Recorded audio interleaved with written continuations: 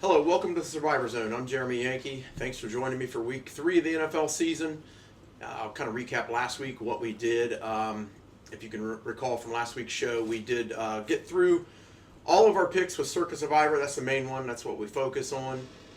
We did lose with Pittsburgh in our Hard Rock and our CBS pools. So we're down to 3 picks in each of those pools. We have the 3 entries still remaining in Circa. So 3 picks left in all 3 contests going into week 3.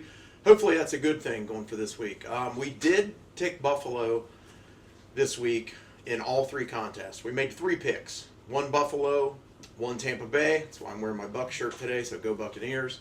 And we put 1 on Seattle in all 3 contests. We stayed the same.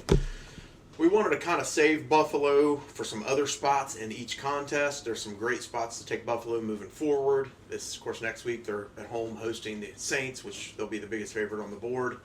I thought it was a little better spot next week. That's why we kind of got a little different this week. But let's get into some Circa Survivor talk for week 3. There were 3,300, or almost 20% of the field was on Buffalo on Thursday, so they're already through to week 4. The most heavily picked team was the Seahawks, with almost 40%, 39.3%.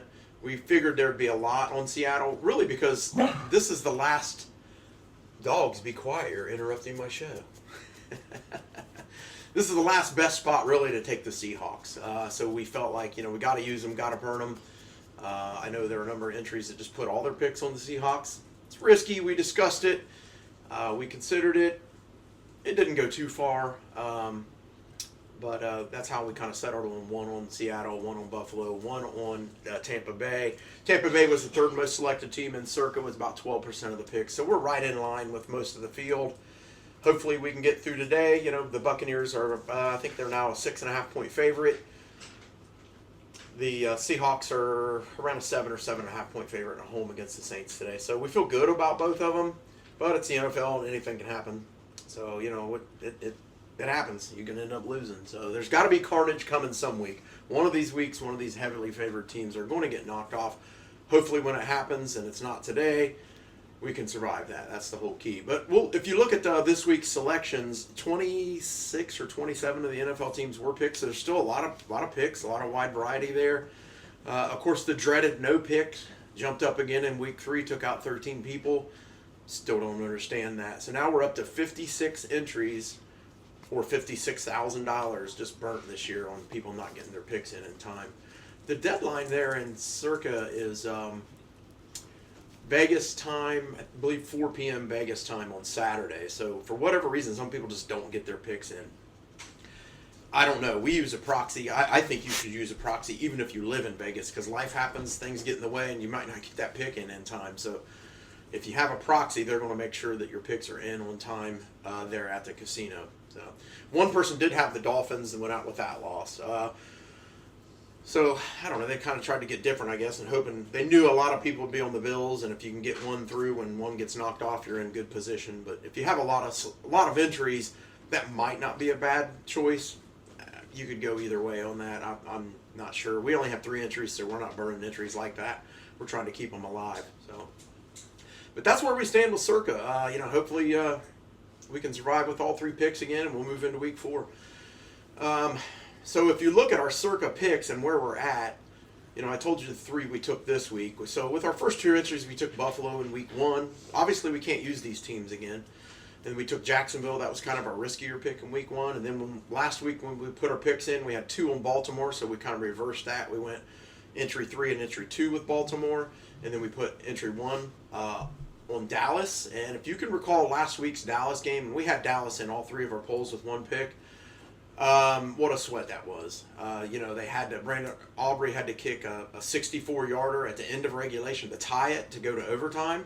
And then by all rights, they should have either tied or lost, but Wilson wanted to throw a pick at the end of the game, and it gave the Cowboys a chance, and he kicks a 46-yarder to win the game. So we survived.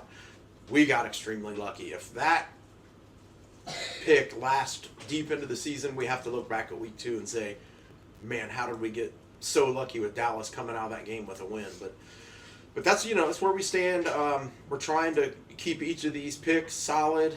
It's not easy in strategizing which teams to put on which picks, but That's what makes all this so much fun. And then we'll talk about our Hard Rock selections. We are up to, or we're down to, I should say, 149.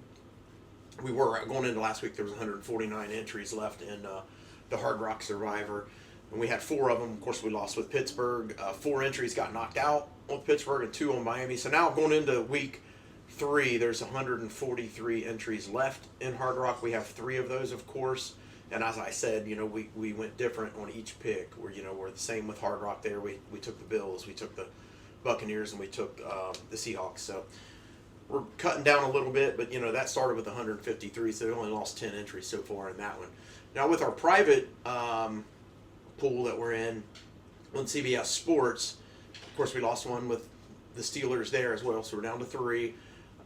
We did the same thing there: Buffalo, Tampa, and Seattle. There's 87 entries left in that, and 24 of them were on Buffalo, so quite a bit. About 25% of the field were on Buffalo. I assume once these are released today at 1 o'clock, we can't see other picks until 1 o'clock. I assume there'll be a lot on Seattle as well. It's probably going to stay right in line with Circa and how all the other Survivor contests went. So hopefully we can get through on those and keep making progress there as well.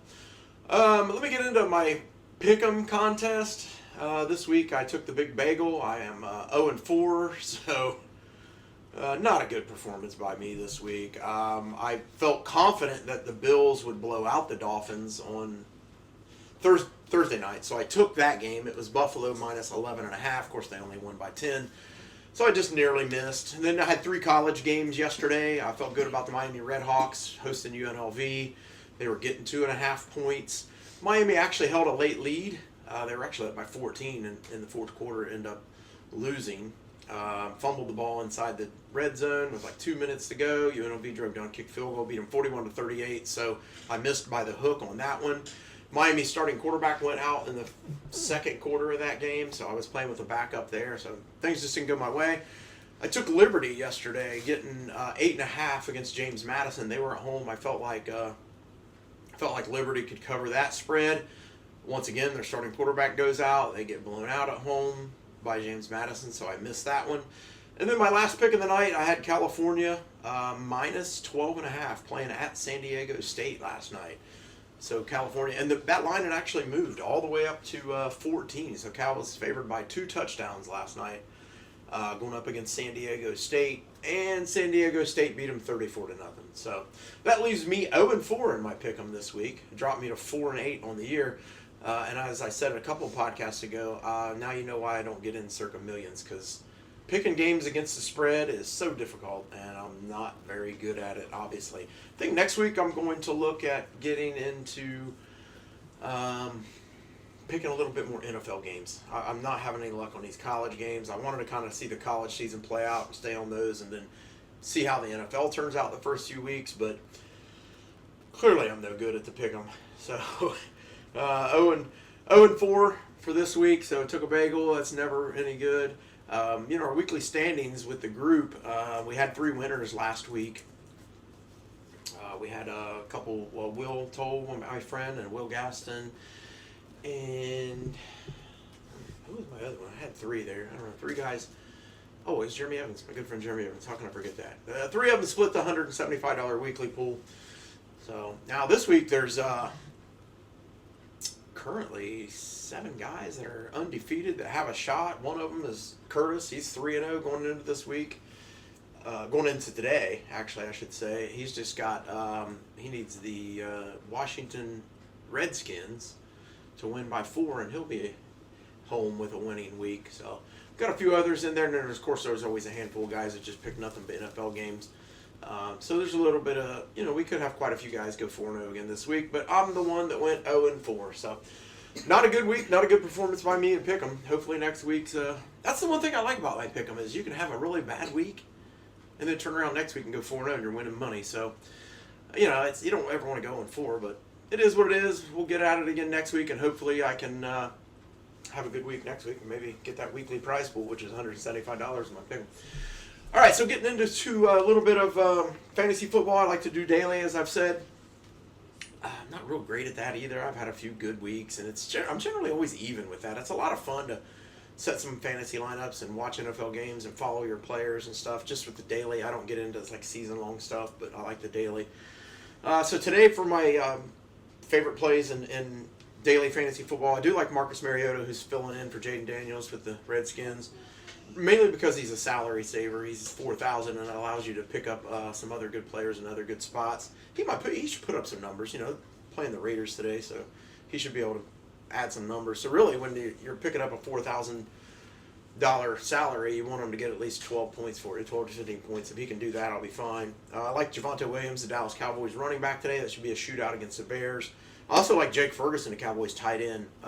Should be a lot of scoring in that game. Hopefully they're spreading that out. I think the Cowboys will put up a lot of points. The Bears should as well. Favorite receiver today is Devontae Adams. I think he should have a pretty good game today against the Eagles. And then my defense, another salary saver, which actually might do well, is the Bengals. You can get them punting there with 2,400 on DraftKings. They're playing against the Vikings. And that game may shoot out just because that's what those teams do. But they're both playing backup quarterbacks, so it may stay under the total, which is, I think, about 43 or 44. I'd have to look. I'm not real sure on that. But that's where I'm at on my fantasy.